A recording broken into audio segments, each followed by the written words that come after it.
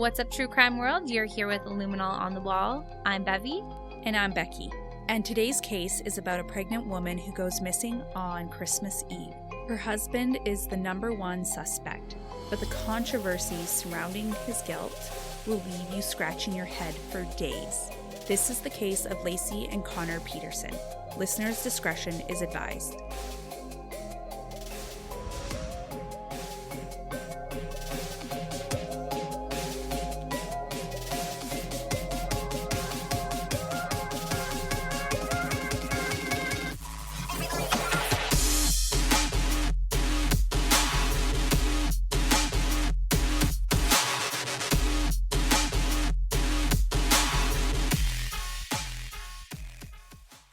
Hello to all of our LOTW friends and family. Yes, hello. Welcome to today's podcast. To our episode. That's right. And hey, Becky. Oh, hey, Bev. How you doing again? I'm Good. doing great. I'm glad to hear. Oh, just okay. kidding. It's so funny. Every time Becky asks me how I'm doing, I'm like, please don't. I feel so awkward and put on the spot. Like, I'm good. It's also like a normal question that you ask people, so I have a hard time just not saying it naturally. Exactly. But I'm always like, please don't ask me how I'm doing. Yeah, I just see these little laser eyes shooting over top of her microphone every time I ask. Like, please don't. That's like, why would you? Answered for me. Exactly. Yeah, you're doing good. Cool. Let's move on. Exactly. Anyways, I have such an interesting case today for us, Bev. Ooh. And when I say interesting, it is controversial. I love those controversial ones. Yeah, and it is very known in the media, or at least it was in the early 2000s. I think I have seen a documentary on this particular case. Yes, it is the Lacey Peterson case. And I say it's controversial because there are people on two sides of the fence. They either think the suspect is guilty or not guilty. And people stand very firm in their opinions. Yeah, there is a conviction that has taken place. But despite that, there are controversial opinions about that verdict. Absolutely. So let's get into the case. Yes, I'm ready for it. So Lacey Rocha was born May 4th, 1975 in Modesto, California. She was born to Sharon and Dennis Rocha. She grew up on a dairy farm northeast of Modesto with her older brother, Brent. Life on the farm was a blend of rural charm and family dynamics. When Lacey was just a toddler, unfortunately her parents divorced, and she and Brent moved back to Modesto with their mother. Now, most of the time they lived with Sharon, but weekends were special because they got to visit their dad's dairy farm. Sharon later married Ron Gransky, who became Lacey and Brent's stepdad and played a big role in their lives. As Lacey got older, she went through high school and then attended California Polytechnic State University, often called Cal Poly. There she studied ornamental horticulture and met Scott Peterson, who would end up playing a significant role in her life. Scott Peterson was born October 24th, 1972, in San Diego, California. He grew up in the upscale neighborhood of La Jolla. Now, from a young age, Scott developed a passion for golf and quickly became one of the top junior golfers by the end of high school. After graduating, Scott went to Arizona State University, where he joined the golf team. However, his time there hit a snag when he took a young junior golfer out while recruiting in Arizona. His behavior didn't sit well with the school, and after his father complained, Scott was kicked off the team.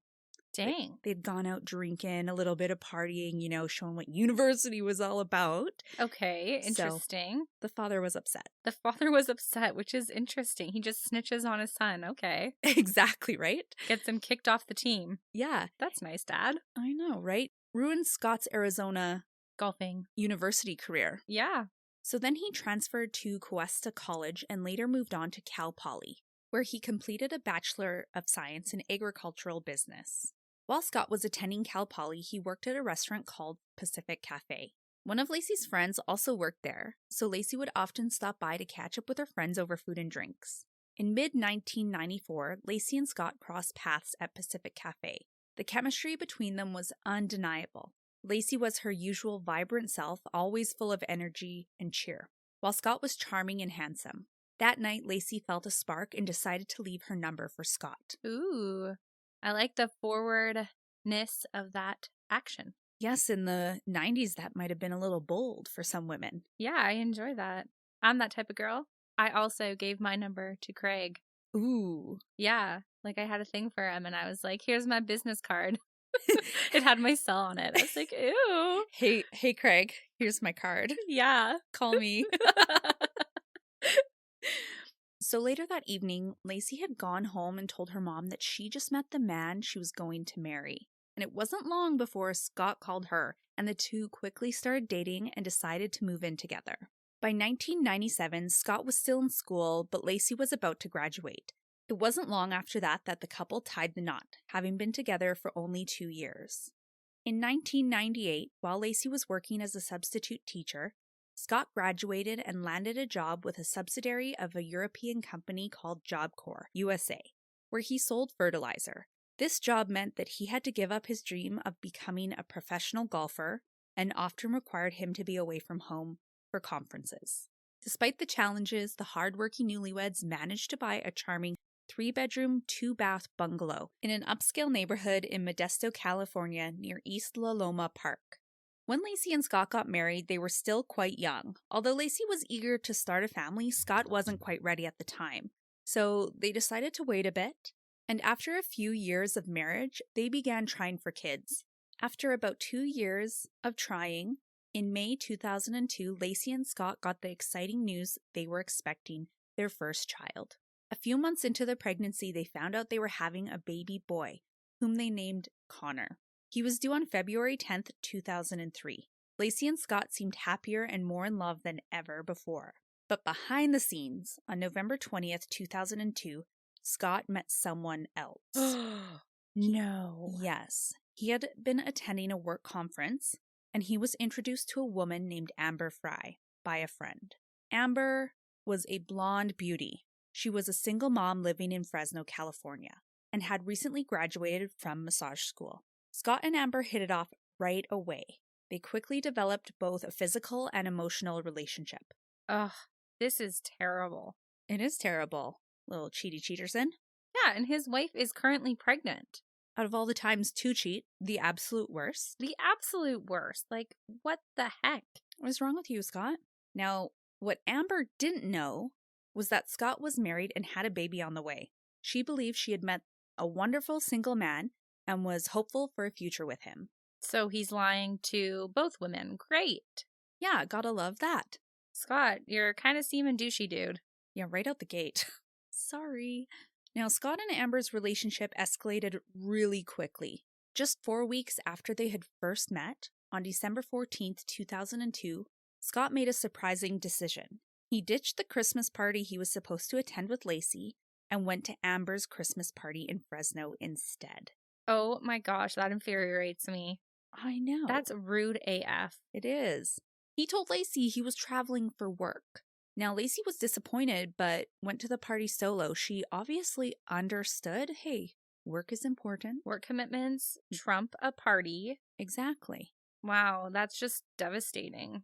Here she is being a very nice, understanding wife while he's off banging living Amber. It up with Amber. Yeah. Like, damn. Well, meanwhile, Bev, Scott was now trying to juggle a tricky situation. He was trying to manage both relationships with the holidays approaching. Yeah, now, what are you going to do, Scott? There's only one Christmas Day. Exactly. And one New Year's. What are you going to do, Scott? That is the question. Which woman are you going to choose? And to complicate things further, Scott had been making preparations for a new hobby.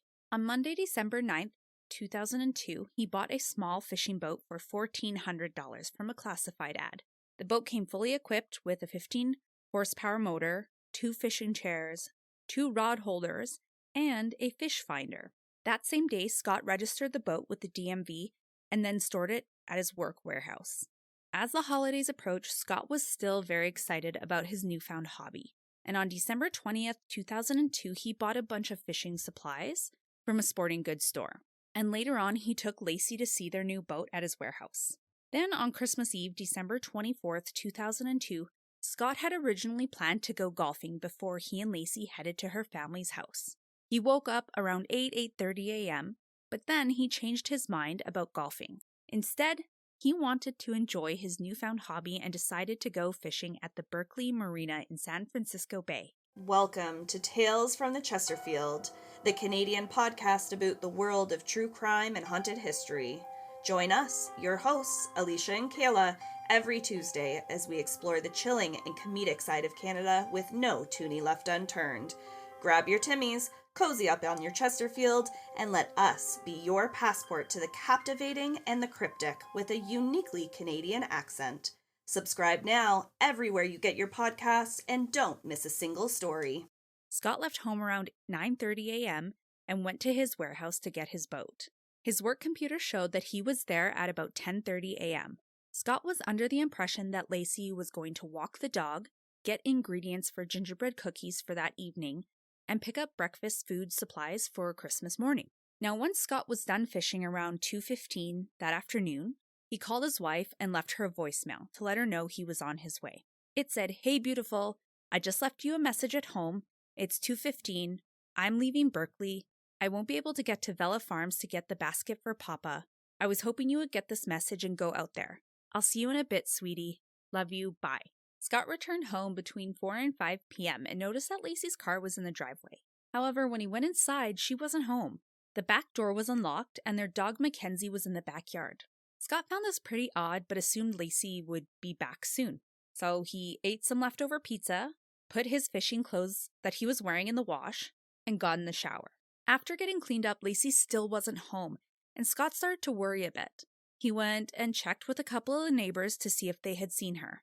None of them had seen her, but one woman mentioned that she had found Mackenzie, their dog, alone outside their home and had put her in their backyard around 10:30 a.m. Another man said that he had seen their dog roaming by itself while he was out playing with his dog earlier that morning. Weird. Yeah, so weird. Like, why would your dog... Well, we've all seen a dog roaming around, gets out of the yard, blah, blah, blah. Exactly. But with her car in the driveway, that's a little bit weird. Yeah.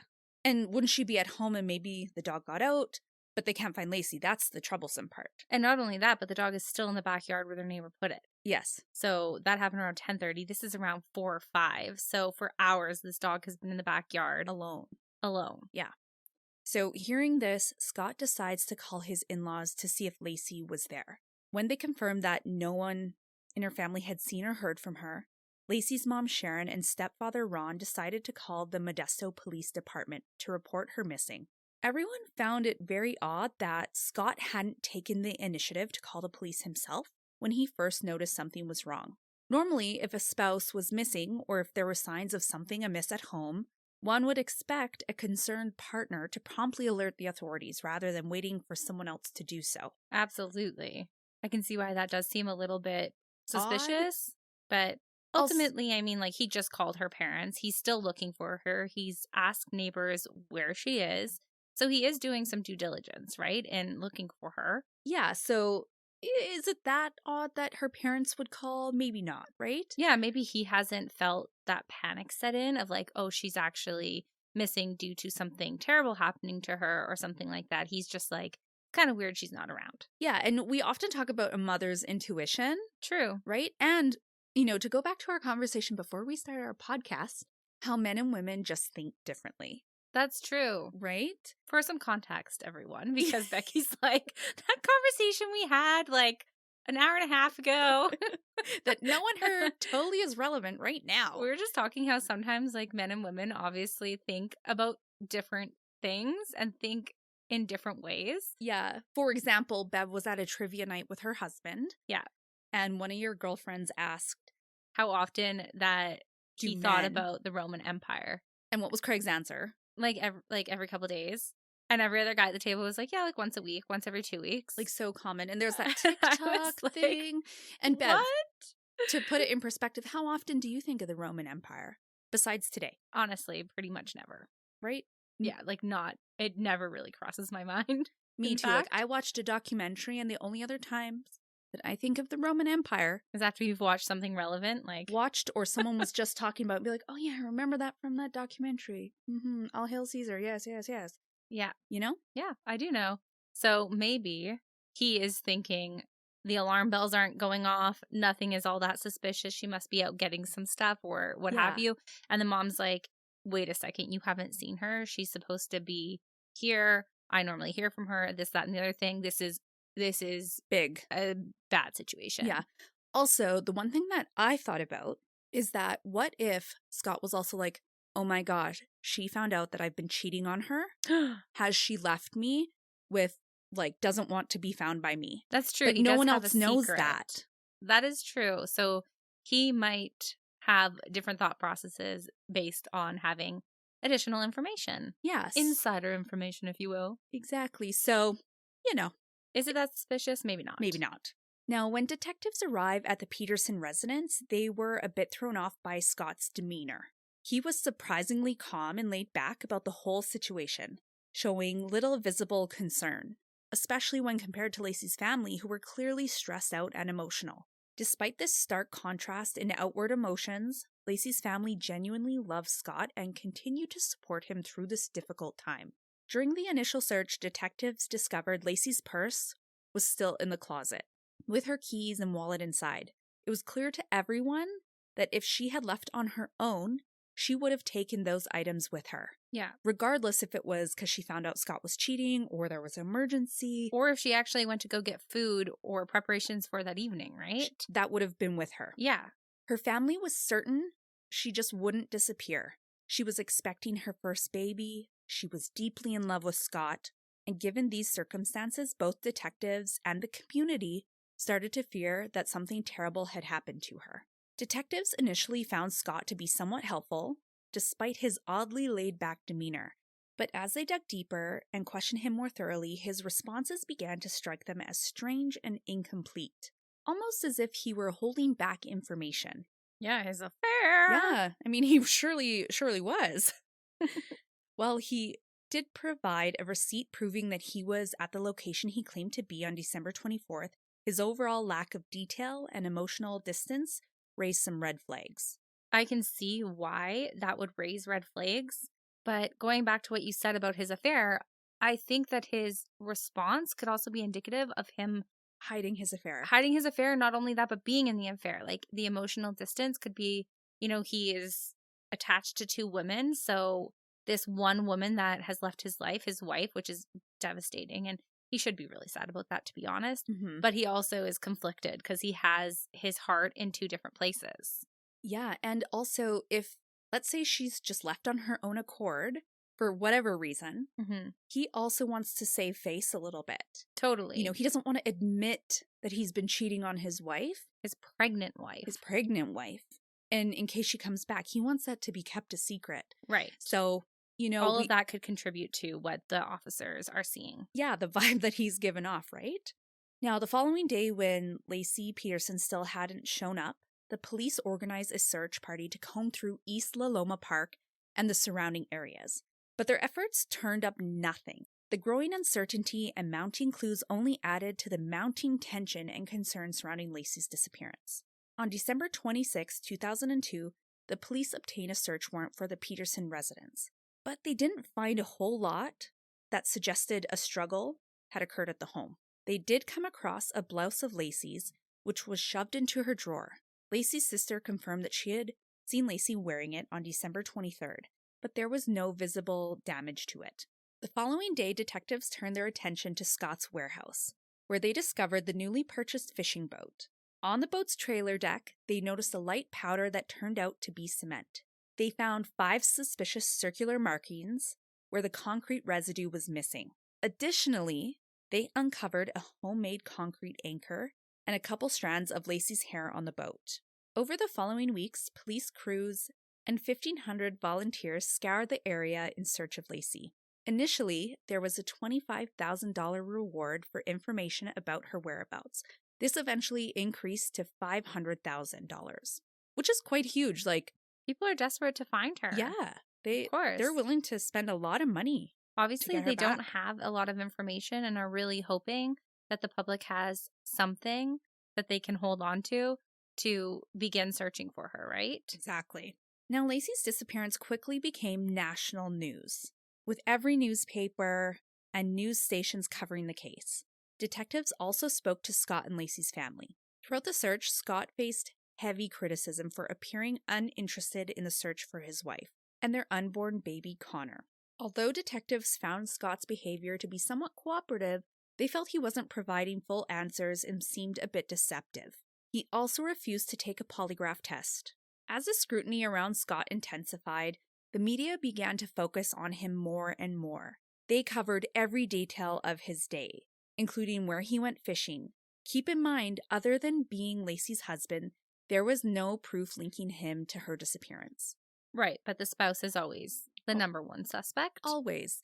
Even though there was no concrete evidence tying Scott to Lacey's disappearance yet, some intriguing information emerged that made detectives scrutinize him even more closely. A woman named Amber Frey found out through a friend that the man she had been dating for the past 4 weeks, who had even gone to her Christmas party with her, was all over the media because his pregnant wife was missing. To make matters worse, her new beau was now a person of interest in his wife's disappearance. Yeah, she's like, what the heck is happening? Yeah. She must be shocked because she knew none of this. Yeah, she knew She's absolutely like, nothing. wait a second, that's the guy I've been seeing. Yeah. She's probably freaked out now that his wife is missing. She's like, hold the phone? Wait a second, what? Also, what is a little surprising, though, is how much media coverage this case got, like, right out the gate. It was a little shocking that her friend had to tell her, be like, hey, did you hear about this? And she's like, well, no, I didn't. And then found out later. So I was kind of surprised. What? Like, that Amber didn't see him on the news herself. Oh, I see. Yeah. Yeah. Not everyone watches the news, though. It's true. Not everyone watches the news. Are you a news watcher? Well, I was just going to say, despite what I just said, I almost never watch the news. But in saying that, I feel like I get the major things going on in the world. Yeah, and if there's our a city. missing woman, typically we hear about that, right? I learn about that stuff in like the US. Why wouldn't I know it in my own state? This was 2002. True. So, I mean, social media was very minimal. Yeah. If hardly at all, like just a little bit of Facebook going around. Yeah, so if she just missed the news because she was on holiday with her family for, Christmas, maybe she wasn't watching the news. But still, you're like, you found out from your friend about this thing, not yourself. Interesting. Yeah. So either way, on December 30th, 2002, Amber Frey called the Modesto police and revealed that she was Scott Peterson's mistress. Oh. She explained that she and Scott had met and started their relationship on November 20th, 2002, at a time when Scott had claimed he was single. However, a few weeks later, Amber's friend discovered Scott was married and threatened him, saying, if you don't tell Amber, I will. So on December 9th, Scott confessed to Amber that he was actually a widower and that this would be his first Christmas without his wife. Whoa, that is quite the revelation. Yes, I think I was just so shocked there. I couldn't find my words. But yeah, the fact that now his wife is missing and he had told Amber that he was a widower, it's like some weird, almost foreshadowing. Yeah, or it was just a really terrible coincidence. Or was it like a Freudian slip of his plans? That's the hard part, right? Like, So you're shocked. I'm shocked. I think the whole world was shocked when they found out. And at that moment, detectives were like, what did she just say? Yeah, no kidding. What did Amber just say? And things began to heat up from there against Scott. And just like us, Bev, the detectives wondered if Scott had already been planning his wife's disappearance, or if this was just a story he concocted to cover his tracks with his mistress. Exactly. Was it just innocent? Yes. Or was it evil? Evil. They also discovered that this was not the first time that Scott had been unfaithful to Lacey. What? There had been one other hiccup. Fling. He's a serial cheater. That he is. Dang. Either way, detectives arranged for Amber Frey to record calls with Scott, instructing her to act as if she was unaware of his missing wife. The hope was that Scott might confess to his involvement, or at least give some hint about what he knew regarding Lacey's disappearance. And it wasn't long before Scott called Amber. Most of the conversation was about typical new relationship stuff. But then, to everyone's shock, Scott called again on December 31st. The reason why this was shocking, because he was attending his wife's candlelight vigil. When he called Amber again. He told Amber that he was in Paris and that the New Year's celebration near the Eiffel Tower was unreal. What the fudge, Becky? So is he just a serial liar or a straight up criminal? What really gets me about this fact in the case is that why on God's green earth would his mind be on Amber while he's at a candlelight vigil for his wife? Probably horny. That is devastating. It is. He's supposed to be like there mourning. And it's not just his wife that's missing, like his unborn child. Yeah. Like he should be lamenting their disappearance. Yes. Thank you. You're welcome. My brain glitched. I was like, what is that word? But yeah, like he should be sad. Like the last thing that should be on his mind is calling his mistress. Oh, for sure. But on the flip side, he's also trying to keep up this relationship with Amber. He is under the impression that she has no idea. Yeah, but let's really think about this. Why, if your wife and unborn child are missing, would you even be concerned about keeping up a relationship with another woman? That is the question. Come on. I don't know. Like, yeah, sure, you want to keep up these lies, but why? Like, that would just be the last thing on my mind. Right. The thing that I think of when you say that is like, if Lacey at that moment doesn't come back with their son, what is he wanting to like keep the relationship with Amber going? Like that's a priority, and it shouldn't be. It shouldn't be. Yeah, it seems messed up. I'm not gonna lie. And then on top of that, Bev, imagine how Amber was feeling knowing that Scott was lying to her. She knew he wasn't in Paris. She must be disgusted, honestly. Like, you are nothing of what I thought you were, sir. Exactly. Yeah. Now, throughout their later conversations, Scott starts to break down. He asks Amber if she's been watching the news. And when she says no, he tries to explain away his actions by claiming he hadn't been in Europe over New Year's. Instead, he was in Modesto the entire time, searching for his missing wife. Even though Amber was already aware of all this, she played along, acting as though she's hearing this for the first time. And she really questions him, Bev. She's like, why did you lie to me? Why would you hide something like that? Like, she kind of grilled him, and she must be hurt, right? Well, yeah, I would be. She thought she met the man of her dreams. Yeah. He's a liar, and he's involved in something really crazy. Really crazy. So I'm glad she grilled the crap out of him. Mm-hmm. She even confronted him about lying to her about his dead wife and it being the first Christmas alone. Right. Because she's like, that was sketchy considering what you said ended up kind of becoming semi-true. Yeah, becoming a widow, right? Yeah. Now, the good thing is that detectives were hoping Scott would let something slip that would reveal his true involvement. Even though it wasn't involvement, he confirmed that he had lied about being a widow and that he had made that whole story up. Well, now they have proof that he lies, right? Yeah. And that, as we said, was this just a weird coincidental story he told Amber, or was it a Freudian slip type deal? Yes. So now they have him admitting to telling her that, and that's what they wanted. Yeah, it shows his character. Exactly. It shows that he's willing to easily lie about situations to make himself look better. Yep. Which, in this type of situation, speaks volumes, right? It does. And 2 weeks later, on January 15th, 2003, detectives broke the news to Lacey's family that Scott had been having an affair with Amber Frey. When they showed them a picture of Amber and Scott together, it didn't take long for Lacey's family to conclude that Scott was likely responsible for her disappearance. Now, which I understand the emotion behind it, 100%. But one picture with a mistress does not prove shit. You're right. It obviously doesn't prove anything, but it does provide a motive for wanting Lacey and his unborn child to disappear.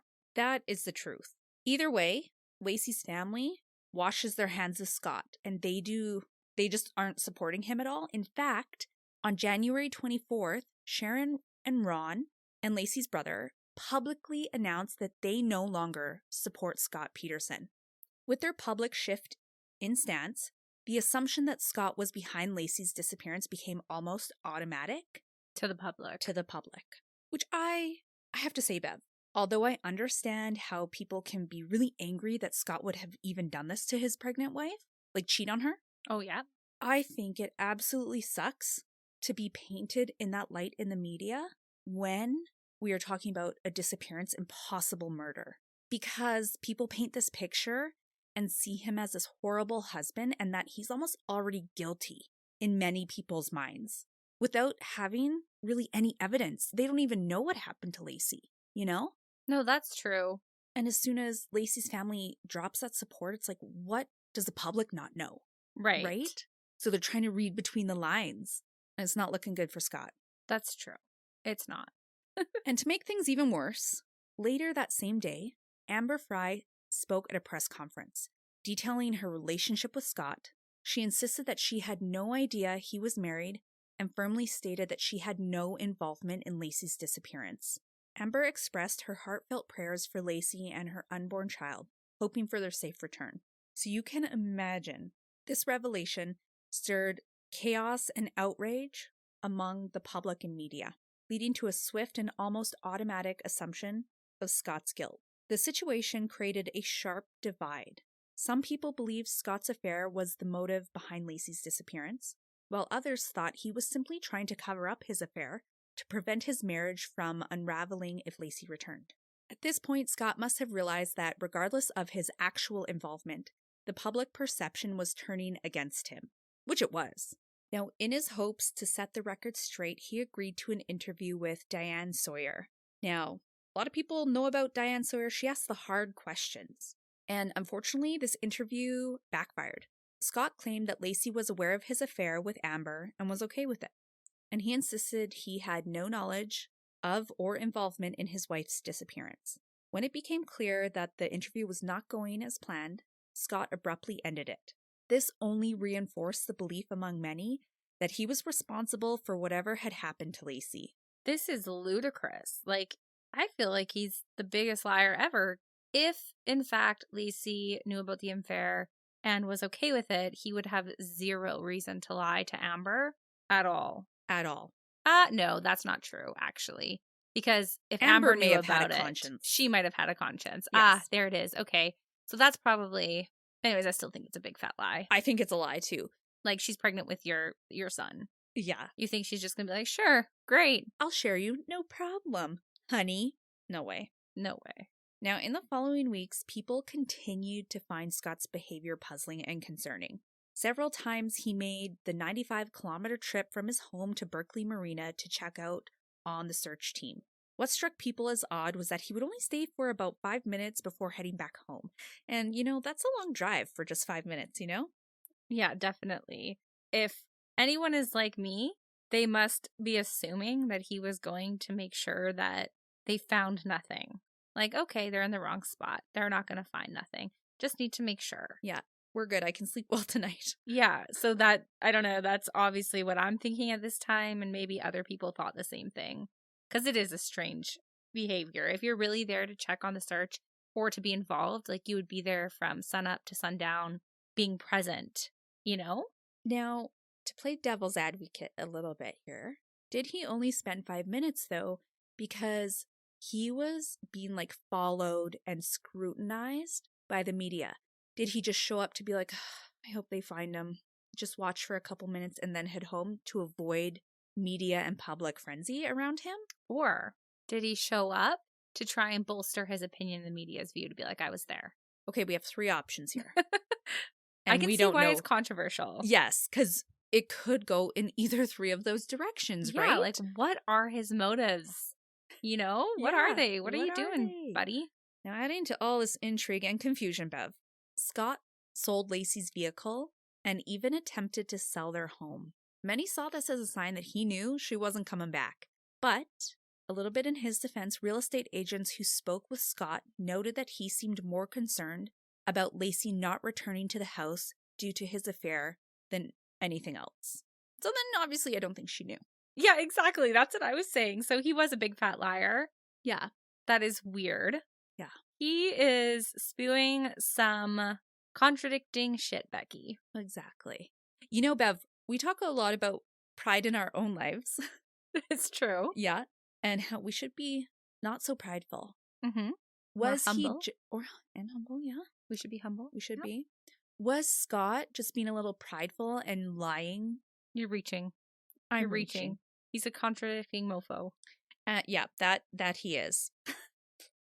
Now, Despite Scott's suspicious actions and the theories detectives were forming, they ultimately couldn't pin anything on him. Without concrete evidence, they couldn't arrest him, even though the public was increasingly convinced of his guilt and wanted to see justice served. Yeah. But this is the turning point in this investigation. On April 13th, 2003, about 3.5 months after Lacey had gone missing, a couple walking along the San Francisco Bay saw a floating full-term human fetus in the water, with the umbilical cord still attached. An autopsy confirmed it was a full-term baby boy. The baby was in a state of decomposition, but it wasn't in advanced stages. The next day, less than a mile away, another couple walking their dog realized their dog was chewing on something wedged between a bunch of concrete blocks. When they approached, they realized it was a woman's torso with partial limbs lying face down. She was wearing cream-colored maternity pants and a bra. The body was missing a head, forearms, and lower legs. 2 ribs were also cracked at the time of her death, or right after. In the autopsy, they could not determine the manner of death due to extreme decomposition. Through DNA testing, they were able to confirm that this was the partial body of Lacey Peterson, and the baby was Lacey and Scott's unborn baby, Connor. It was determined that Lacey and Connor had been in the bottom of the bay for nearly 3.5 months. Baby Connor's body had been less decomposed because of Lacey's womb protecting him from the water. Wow. The location where the bodies were found is in close proximity to where Scott said he had been fishing on December 24th, 2002. This sealed his fate. The detectives wanted Scott for murder. The findings of Lacey and Connor's body went national. It was everywhere on the news. And it was a complete media frenzy. Like, you thought it was bad before, it was way worse and way more intense. It was absolutely everywhere, Bev. It was highly publicized that their bodies were found where Scott had been fishing. And because of this, Scott was being harassed at home.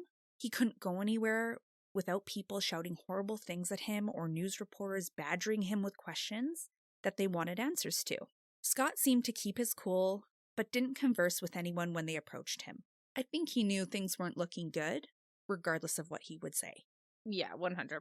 You don't want to say anything that could potentially implicate you further. This is how bad it was for him. I saw a news video where there was a man of the public standing outside his home with a megaphone, yelling and saying, like, "You're a baby killer. You're a terrible person. You're a liar." And he was just constantly bombarded with that type of stuff all the time. Yeah, people were obviously outraged. Yeah. They wanted his head. They wanted him dead, basically, yep. Now, on April 18th, 2003, detectives decided it was time to arrest Scott Peterson. They had placed a tracking device on his vehicle so they knew where he was, and they saw that he had traveled to San Diego. And that's where his family lived. It's where he grew up. Probably wanted a little bit of comfort. While this might have seemed like a normal visit, the detectives were concerned because San Diego is so close to the Tijuana border, raising fears that Scott might be trying to flee the country. When they apprehended Scott, they noticed he had dyed his hair sandy blonde and grown a goatee that also was sandy blonde. His car was packed with belongings, including $15,000 in cash, 12 Viagra pills, survival and camping gear, multiple outfits, 4 cell phones, a gun, a map to Amber Frey's work, and 2 different IDs.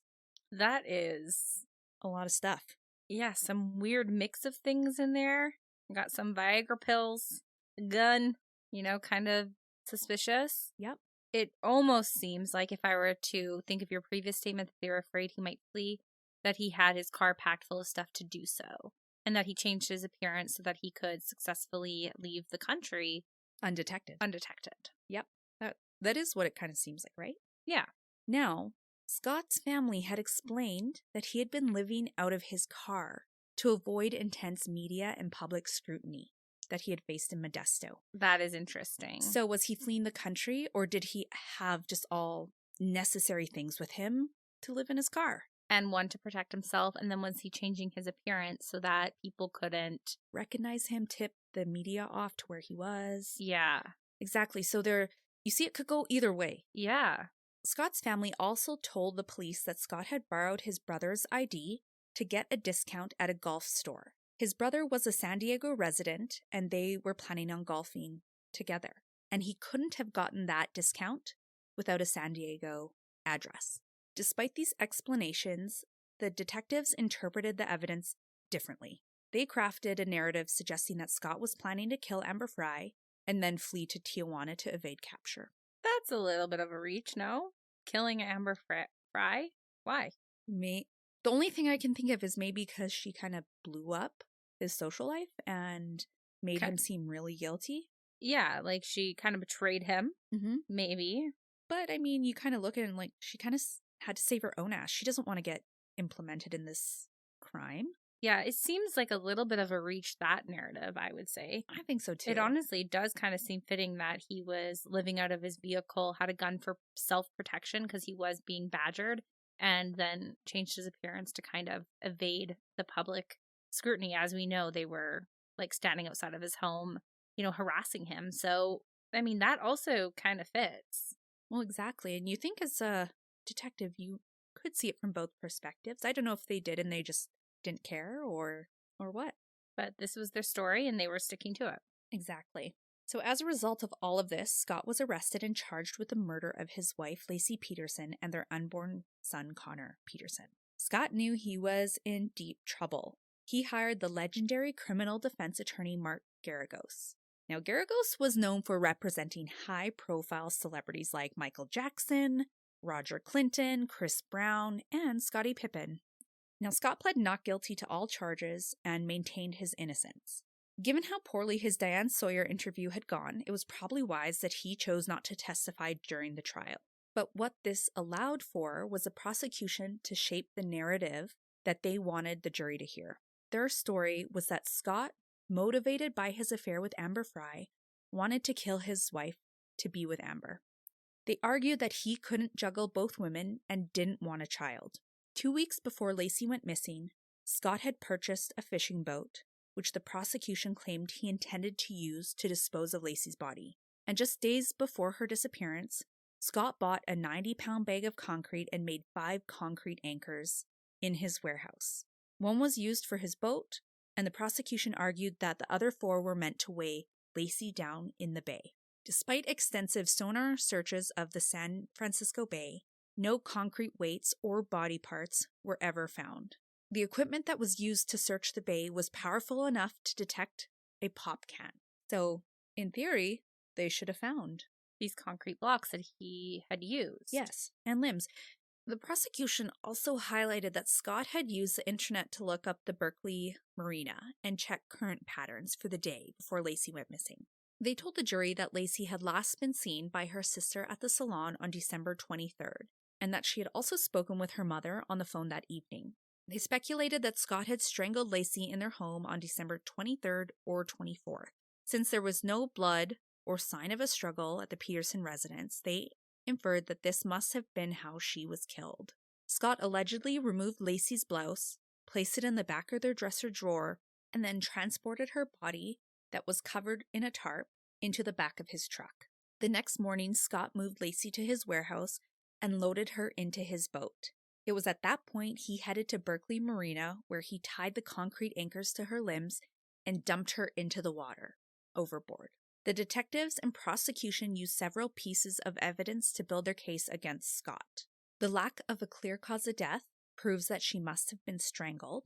There was Scott's apparent lack of emotion and his infidelity, his refusal to take a polygraph test, the voided concrete circles on the boat trailer, which suggests the anchors were made there, Lacey's hair found on the boat, Scott fishing in the same area where Lacey and Connor were later discovered, Scott's attempt to flee by traveling to San Diego and dyeing his hair, his efforts to sell Lacey's car and their home, his recorded phone calls with Amber Frey, and his attempt to create an alibi with his work computer log and marina entry ticket.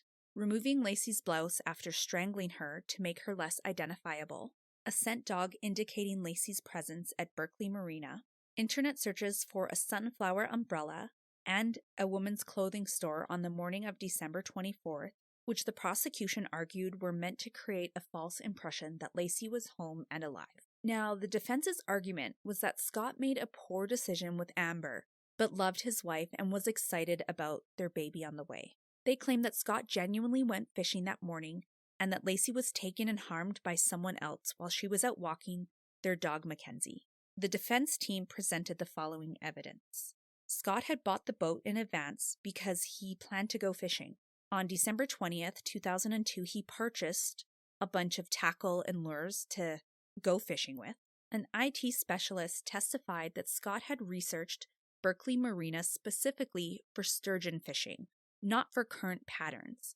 And this best place to fish was the area that Scott went fishing on December 24th. This area was quite shallow and wouldn't have been ideal for dumping a body. They argued that Scott bought the concrete to make one anchor for the boat and to patch some spots on his driveway. Both the prosecution and defense had expert testimony supporting opposite views on this.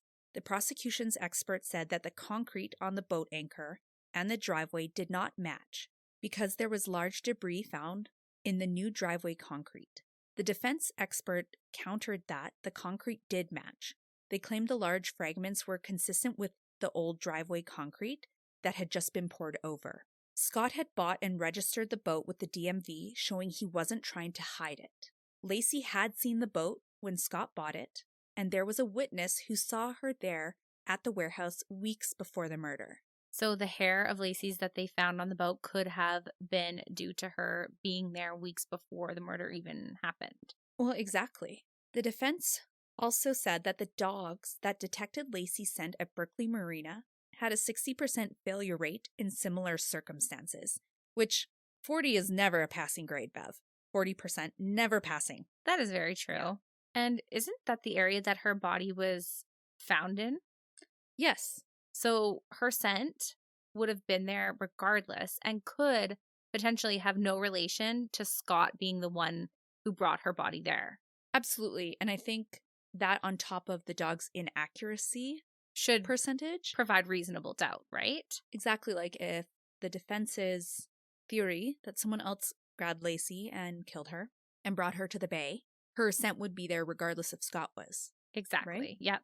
So after all the evidence had been presented to the jury and the trial was concluding, it had been 9 months. The jury had been sent off for deliberation that lasted 7 days. Now, Bev, as we can see, this case is purely circumstantial. There is no direct evidence or link to Scott that 100% proves that he did this to his wife. Although, as we've heard everything, it seems suspicious. His lies, how he acts, the coincidences with his boat and where she's found and where he went fishing, it does all paint a pretty negative picture of Scott. Now, there are some tidbits that were not allowed in the trial. And here are a couple. Experts argued that the concrete that the prosecution said Scott tied to Lacey's limbs would not have been enough to pull Lacey underwater. They actually tested this out, and they used a lifelike dummy, and every time they threw it over the boat's edge, it floated. I don't know about you, Bev. If I was trying to cover up my murder, or a murder I committed, and I saw that damn body floating, I would not have left it just to hang out there and hope that it sunk. No, God, no. That would be damn foolish. Yeah, 100%. Now, the other funny thing was Scott's boat was deemed too small and unstable for throwing a body overboard. Reenactments showed that the boat could not support the combined weight of Scott, Lacey, and the concrete anchors without being submerged and causing Scott to fall into the water. However, because these tests were not conducted by the detectives or the prosecution, the judge would not allow them to be used in court. Even when this exact same test was conducted in a pool, so no waves, very steady surface, rather controlled, it still was submerged, the one end was submerged by water every time. On the boat? Yeah. Wow. And the jury was not allowed to hear that. In addition to these details not being allowed to be heard in court, there was also controversy within the initial investigation that the prosecution or the defense did not bring to light within Scott Peterson's trial. And that was, on the morning that Lacey went missing, there was a robbery at the home across the street from Scott and Lacey's home between 10 and 10:30 that morning. One of Scott and Lacey's neighbors, Diane Jackson, who was familiar with the family, had seen Lacey and her dog around her home at the same time she noticed a white van across the street that was involved in this robbery. At the time, she didn't realize it was a robbery, so she didn't call the police. But she thought the white van was a little suspicious. Now, Lacey was known to confront suspicious individuals. Like, hey, get out of here. I'm going to call the police. Right, if she saw something wrong. Exactly. Like, she would stand up for her neighbors and crime in that area. Now, no call ever came from her. So we have Diane, who saw Lacey along with this robbery. We also have several other witnesses that said they saw Lacey walking her dog that morning. And some of them were people that had known her, like went to the same doctor, lived 2 blocks down, stuff like that. They had all called the Modesto Police Department and had not received phone calls back to follow up with their statements. Right. And this definitely pokes holes in the prosecution's theory that Lacey was strangled in her home. It also matches what you had said prior, that their dog, Mackenzie, was roaming the streets and a neighbor had to bring the dog into the backyard. So was she attacked by somebody while she was walking her dog, letting her dog to roam free? That's the question, right? And if that had properly been followed up with and then been able to be presented in court, how might the outcome of this trial changed? Yeah, definitely. I think there would have been reasonable doubt and probably some different avenues or suspects to investigate. For sure. And if realistically, let's say Scott didn't do this, they could be missing out on a real murderer. Now, on July 5th, 2012, Scott's lawyers appealed his conviction, citing the intense media scrutiny, questionable evidentiary ruling, and other errors that they argued compromised his right to a fair trial. Now, that took some time to come back through the courts and get a decision on that. So in the meantime, Scott Peterson and his lawyers filed for a writ of habeas corpus. They were seeking to review whether his imprisonment was lawful or not. This petition raised several points, including claims about the controversial conduct of juror number 7, evidence suggesting neighbors saw Lacey alive after Scott left, and criticisms about the defense's handling of crucial expert testimony and burglary evidence. Now, most of these points that they brought up in this habeas corpus petition, we've talked about, with the exception of juror number 7 and the controversy that surrounded her. Yeah, what was that all about? Well, first of all, juror number 7 is known in the media as Strawberry Shortcake. She has fiery red hair and clearly a very passionate woman. Okay, fair. What they found, and what was concerning, is that she was not truthful within her juror questionnaire. She had had history of domestic violence and had had a restraining order against a previous ex. Whoa. In the questionnaire, it had asked, I can't remember the exact wording, but it had asked, have you been a part of any legal proceedings? Have you been a victim of anything? And she checked off no to everything. But she clearly had. She clearly had. And so the controversy with that is, could she be completely separate her own emotions and her bias and have none of that carried forward in her decision in the Scott Peterson trial? Yeah, well, I mean, it is questionable considering the Scott Peterson trial against Lacey would constitute as intercouple violence. Yes. If he was in fact responsible for the crime he was being charged with. Exactly. So I would feel that considering that and knowing her history, she might have a very hard time not wanting to lay the hammer of justice down on Scott, right?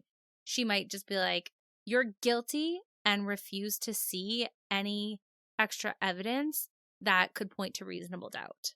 Well, exactly. And the defense at the time of the trial says that if they had known that she had history of domestic violence towards her, and if that was on the questionnaire, they would have not selected her for jury duty. They would have dismissed her right away. Right, of course. That makes a lot of sense. For sure, because they also want a jury that's going to be unbiased towards Scott and give him a fair trial. Exactly. So that's the controversy. And then on top of that, there were 2 other jurors that had been dismissed from the trial. Now, this is not official court information set out. It is more of someone had a bit of an insider information, and they said one juror had done their own research outside of the trial, which is more than frowned upon. It is prohibited. Right. That's you don't messed do up. that because you can find stuff that wasn't allowed in trial for a reason. Exactly. You know? Yes. Hearsay. Exactly. Yeah. Hearsay. The other person was dismissed because apparently they had inappropriate conversation. And when I say inappropriate, I don't mean like sexual. Obviously. I just mean towards the trial. It was a conversation with Lacey's brother. And that is a no-no. Oh my gosh. Of course, her brother would absolutely be biased.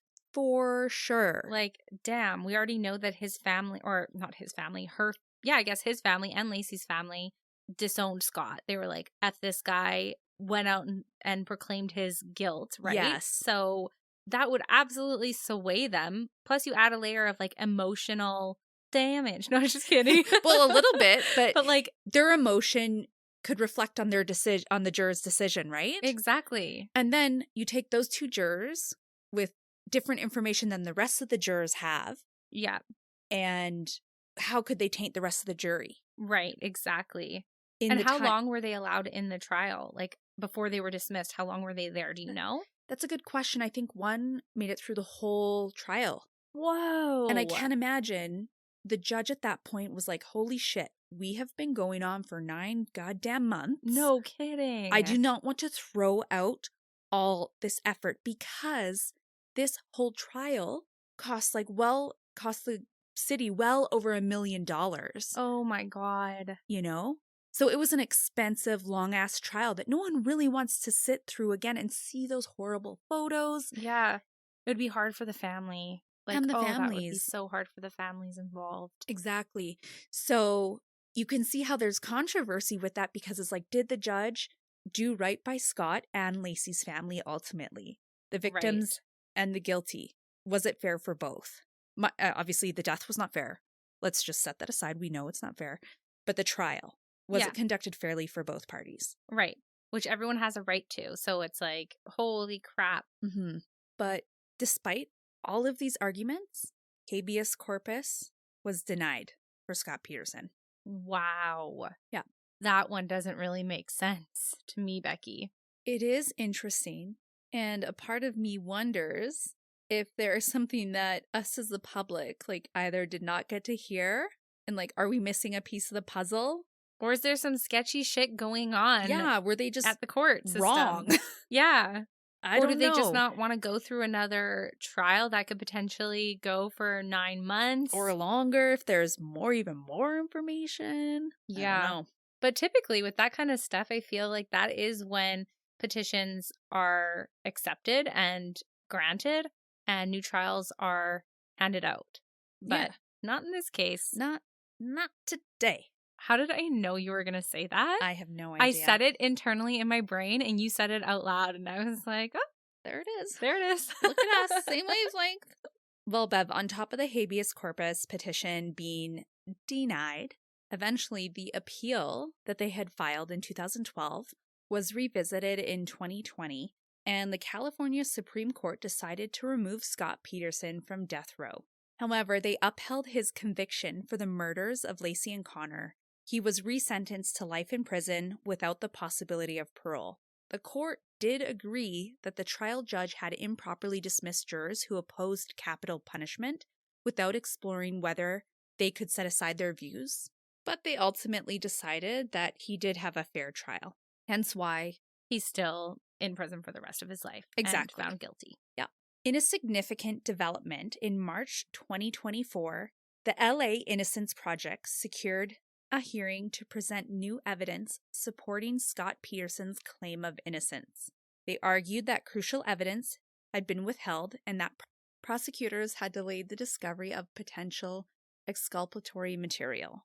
One of the pieces of evidence that had been withheld was a van that had been set on fire on December 25th, 2002, a day after the nearby burglary by the Petersons' residence came into focus. Inside the van was a mattress with what appeared to be bloodstains. The van was found near the Petersons' home, raising questions about its relevancy to the case.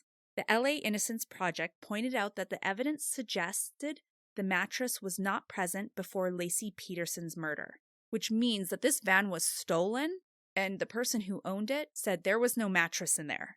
Whoa. That is wild. Yes. So that is a piece of evidence that they wish it to be processed with the DNA. See whose blood it was. Why wouldn't you want that? Right? Now, I did read that the detectives said it had been tested. But why would the LA Innocence Project be so adamant that it be tested if it had been already? Either the prosecution and detectives did not hand over that evidence of whose DNA it was, or they didn't test it. Right. It's one of the two. So on May 29th, 2024, this year, the LA Innocence Project sought out DNA testing for 17 items in total related to the case, including evidence found near Lacey and Connor's bodies, items from the burglary, and evidence from the torched van. The judge allowed testing only on one item. This was a piece of duct tape found on Lacey's pants. If this duct tape contains male DNA that does not match Scott Peterson's, it could point to a different suspect altogether. 1000%. Exactly. Now, when we hear about this duct tape, it is minimally mentioned anywhere that, like, you read news articles, you watch documentaries. I only heard of it in one documentary that I watched, and I watched like 4. Why was there duct tape on her? Why was there duct tape? Well, that is the question. But it's also kind of crazy that nothing else was accepted to be tested. Like the mattress in a van with what looked to be blood on it. Why not test the blood on that mattress and see if it's Lacey's? That's right. It was so close to their home, and within 24 hours of her missing, was abandoned. That's crazy, Becky. Why not rule it out? Yeah. Right? Yeah. Or at least that makes no sense. Let Scott Peterson's team know what the ruling was, if it was blood or not, blah, blah, blah. Right? Yeah, like do something, right? Exactly. So it is unfortunate that all those 17 pieces, only one was accepted. However, whether it was Scott Peterson or not, if there is DNA, they are going to find out whose it is. Yeah, I think that will be crucial to breaking open the case or confirming it. Exactly. And you know what? My personal opinion, if Scott Peterson was guilty and they wanted all this evidence tested, especially that duct tape that was found on his dead wife's body, if he was guilty, why would he want that tested? That is true. Unless he knew his evidence wasn't on there, but why wouldn't he want it tested, right? He is pushing for it. Yeah. Not saying that he isn't guilty, but why would he want it tested so badly? Yeah.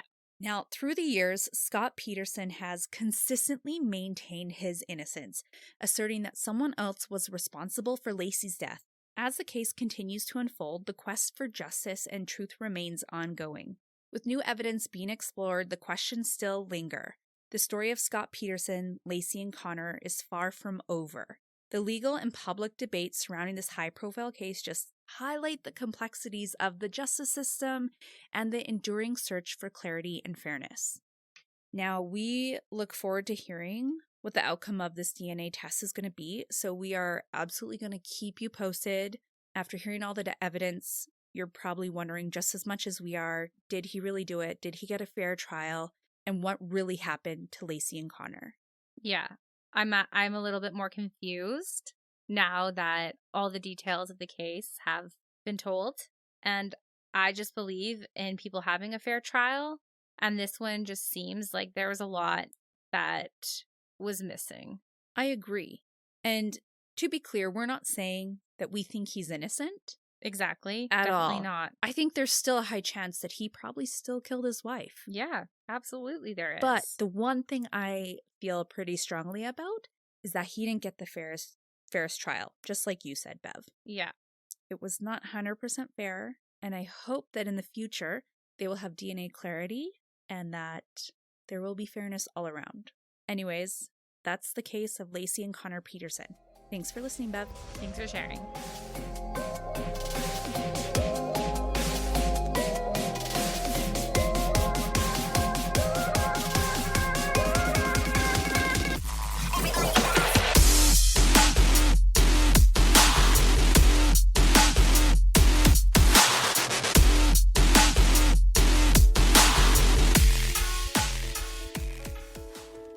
And just your weekly reminder to download our weekly episodes, follow us on Spotify or Apple Music or whatever streaming platform you listen to us on, and give us a follow on our social medias.